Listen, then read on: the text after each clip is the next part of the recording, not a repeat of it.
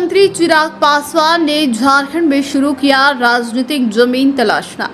हेमंत सोरेन सरकार पर जमकर बोला हमला, सीट साझेदारी मांगने से बढ़ेगा बीजेपी का टेंशन। झारखंड में विधानसभा चुनाव होना है, इसको लेकर राजनीतिक सरगर्मी बढ़ी हुई है। सीट बंटवारे पर भी माथापच्ची शुरू हो गई है।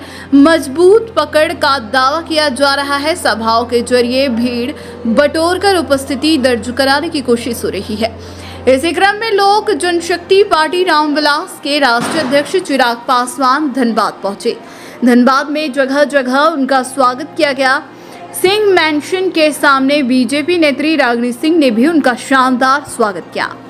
धनबाद के बीसीसीएल नेहरू कॉम्प्लेक्स में आयोजित लोजपा रामविलास के जन आक्रोश रैली में उन्होंने शिरकत की। सभा में अपने पिता पूर्व केंद्रीय मंत्री रामविलास पासवान के कार्यों को याद करते हुए कहा कि आज भी हम उनकी राह पर चलकर बिहार झारखंड के लोगों के लिए कुछ करना चाहते हैं। उन्होंने झारखंड की हेमंत सोरेन सरकार पर जमकर हमला बोलते हुए इस सरकार को उखाड़ फेंकने की वकालत की।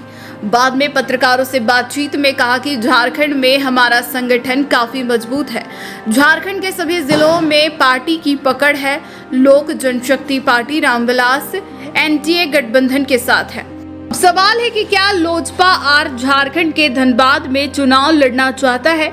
क्या वो धनबाद सीट से चुनाव लड़ने के लिए बीजेपी पर दबाव बना रहा है? क्या झारखंड में एनडीए गठबंधन में लोजपा भी जदयू की तरह सीट शेयरिंग चाह रहा है? फिलहाल इन सभी सवालों का जवाब भविष्य के गर्त में है। वैसे चिराग पासवान के कार्यक्रम में युवाओं की उमड़ी भीड़ और उनके स्वजातीय लोगों का समर्थन इस बात की ओर इशारा कर रहा है कि लोजपा झारखंड में राजनीतिक हिस्सेदारी की लड़ाई लड़ रही है। पिता आदरणीय रामविलास पासवान जी की कर्म भूमि भी झारखंड।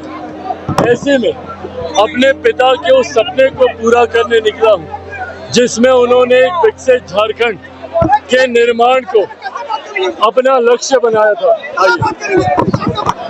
ऐसे में हम लोग इस सोच के साथ हम लोग आगे बढ़ रहे हैं कि आने वाले विधानसभा के चुनाव में झारखंड में पार्टी मजबूती से अपना प्रदर्शन करे। चुनाव इससे पहले कि आप लोग पूछें कि गठबंधन में लड़ेंगे या अकेले, ये राज्य इकाई को इसका फैसला करना है कि गठबंधन में चुनाव या अकेले। राज्य स्तर पर अभी बातचीत चल रही है। मैं मानता हूं कि लोकसभा नोटिफिकेशन आते आते तक ये परिस्थिति भी स्पष्ट हो जाएगी कि हम लोग गठबंधन में लड़ेंगे या अकेले चुनाव लड़ेंगे।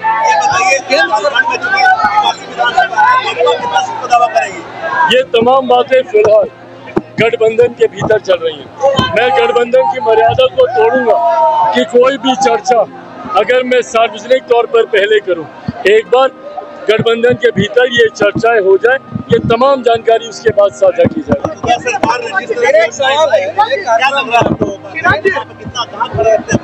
देखिए, जिस तरीके से मौजूदा सरकार ने बिहार झारखंड को और देश के सामने हमारे राज्य को शर्मसार करने का काम किया, जिस तरीके से मौजूदा सरकार मुख्यमंत्री हेमंत सोरेन जी की वजह से भ्रष्टाचार के आरोपों में जिस तरीके से वो जेल गए, देश ही नहीं दुनिया के सामने झारखंड राज्य को अपमानित होना पड़ा। ऐसे में झारखंड के लोगों ने बदलाव का मन बना लिया है। ये बात तय है कि चुनाव परिणामों के बाद बिहार झारखंड में एक नई सरकार बनेगी, इसमें कहीं कोई संदेह नहीं है। और उस सरकार में लोक जनशक्ति पार्टी रामविलास की एक अहम भूमिका। भाई, ये तमाम बातें जांच का विषय है।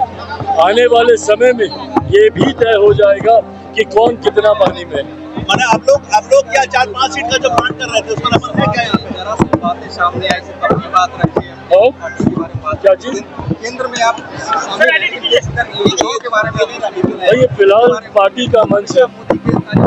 मैं ये लोक जनशक्ति पार्टी रामविलास का ये मंच है, मेरी पार्टी का मंच है, मेरे कार्यकर्ताओं का ये मंच है। एनडीए के मंच पर जिस दिन हम लोग शामिल होंगे या जिस दिन हम लोग रहेंगे या जिस दिन भी हम लोग रहते हैं, वो भले राष्ट्रीय स्तर पर हो, बिहार के स्तर पर हो, हम लोगों ने हमेशा गठबंधन की बातों को रखने का काम किया। आज मैं यहाँ पे गठबंधन के नेता के तौर पर नहीं, केंद्रीय मंत्री की हैसियत से नहीं, लोक जनशक्ति पार्टी रामविलास का राष्ट्रीय अध्यक्ष होने के नाते मैं यहाँ पर आया हूँ। मैंने अपने नेता की बातों को यहाँ पे रखा।